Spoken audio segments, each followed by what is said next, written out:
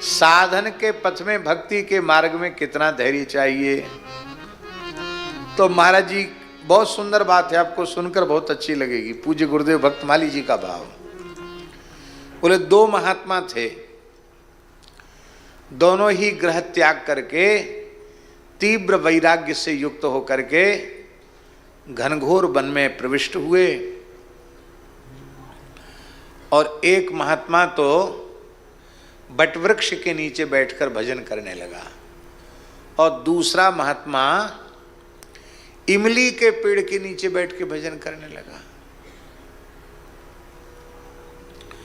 दोनों के भजन पर नारद जी रीझ गए और विचरण करते हुए, बीणा बजाते हुए, हरिगुण गाते हुए नारद जी आए और दोनों के पास गए।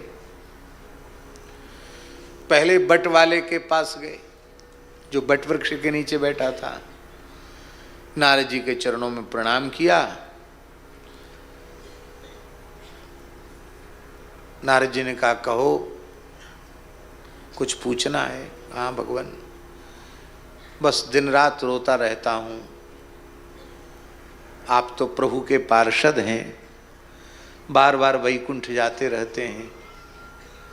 हमारी दंडोत प्रणाम कहना और उनसे पूछना कि कब मिलोगे। बोले ठीक है, कोई बात नहीं, इतनी सी बात है, हमारा तो रोज आना जाना है, हम पूछ के बताएंगे आपको। बहुत अच्छा। अब इमली के वृक्ष के नीचे जो महात्मा बैठा था उसके पास गए। उसने भी नारद जी का प्रणाम किया, वंदन किया, सत्कार किया। उसने भी यही बात कही कि दिन रात रोता रहता हूँ, भजन तो करता हूँ, पता नहीं भगवान कब दर्शन देंगे, प्रत्यक्ष कब मिलेंगे। आप तो वैकुंठ जाते रहते, पूछ के आना। नारद जी ने कहा ठीक है, पूछेंगे। तो श्री नारद जी ने सोचा कि इतना महत्वपूर्ण प्रश्न है और ये बेचारे रो रहे हैं, इतना भजन कर रहे हैं, तपस्या कर रहे हैं, तो आज ही पहले इनका ही काम कर देते हैं। तो नारद जी सीधे वैकुंठ गए और वैकुंठ गए तो बोले, महाराज वटवृक्ष के नीचे बैठे हुए जो महात्मा हैं उनका प्रश्न कि कब मिलोगे आप, और इमली के पेड़ के नीचे बैठे महात्मा कब मिलोगे आप बतावें, कब मिलोगे, कब दर्शन दोगे।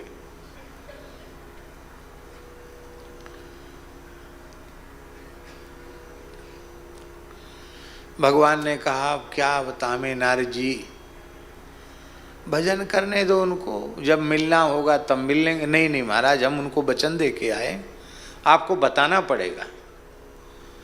तो भगवान ने कहा जाकर बता दो, जो बटवृक्ष के नीचे महात्मा बैठे हैं, जितने बटवृक्ष में पत्ते हैं उतनी बार जन्म लेकर भजन साधन करना पड़ेगा, तब मेरी प्राप्ति होगी।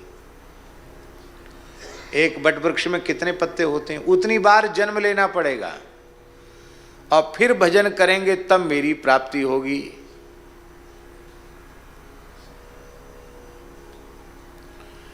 और दूसरे को बताओ।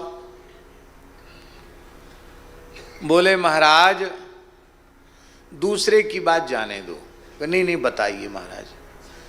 बोले इमली के पेड़ में जितने पत्ते, कितने पत्ते होते हैं इमली में, छोटे छोटे पत्ते होते हैं, जितने इमली के वृक्ष में पत्ते हैं उतने 1000 जन्म लेकर साधन करना पड़ेगा। हैं 1000? हाँ, उतने 1000।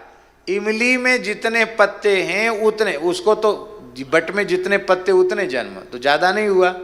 और इमली में तो एक ही पत्ती में सैकड़ों पत्तियां होती हैं, और सैकड़ों नहीं उतने 1000 जन्म लेकर साधन करना पड़ेगा, तब प्राप्ति होगी। नारद जी ने दोनों को बताया। तो बट वाला तो दंड कमंडल उठाया, बोले अब हो गया, भजन वजन हो गया। इतना धैर्य हमारे भीतर नहीं है, हैं? अब अपने घर का काम धंधा देखेंगे, नहीं चाहिए हमको भगवान, धरे रहो, हमको नहीं चाहिए। वो चला गया उठ करके। और अब नारद जी ने सोचा कि अब ये तो इतने में ही घबरा गया, वो तो बेचारा बेहोश हो जाएगा, हो सकता है प्राण निकल जाए उसके, हार्ट अटैक हो जाए, इतने हजार जन्म। पर उसने नारद जी के चरण पकड़ लिए, नहीं नहीं महाराज, हमको तो बताना पड़ेगा प्रभु ने क्या कहा। तो नारद जी ने कहा क्या करें, देखो धैर्य रखना, कहीं तुम्हारा हार्ट फेल ना हो जाए, हृदय गति न रुक जाए। देखो भगवान ने कहा है कि इमली में जितने पत्ते हैं उतने हजार जन्म लेने पड़ेंगे, भजन करना पड़ेगा, तब दर्शन होगा। इतना सुनते ही वो करताल लेकर नाचने लग गया, कीर्तन करने लग गया।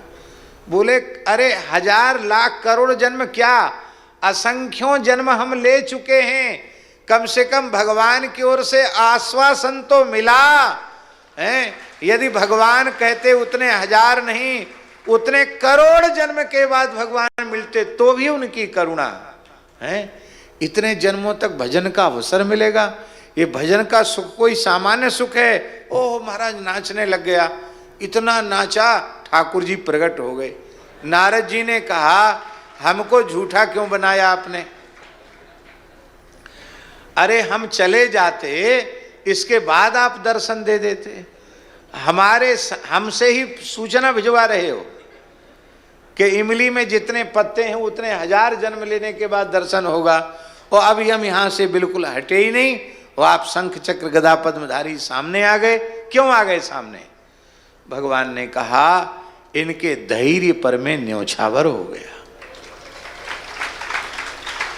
इसलिए भक्तों को भगवत साक्षात्कार के मार्ग में धैर्य रखना चाहिए और अनुभव यह करना चाहिए, यत्किंचित जो अनुभूति हो रही है उसमें हमारा साधन कारण नहीं है, उसमें हरिगुरु संतों की कृपा ही कारण है। हम इस लायक कहाँ हैं जो हमें ध्यान में भगवान का दर्शन हो, हम इस लायक कहाँ हैं जो स्वप्न में भी इनका हमें दर्शन हो। ये तो ये अपनी ओर से कृपा करुणा करके दर्शन दे रहे हैं। जब इतनी कृपा हो रही है तो कभी न कभी मेरे नेत्रों के सामने अवश्य आ जाएंगे।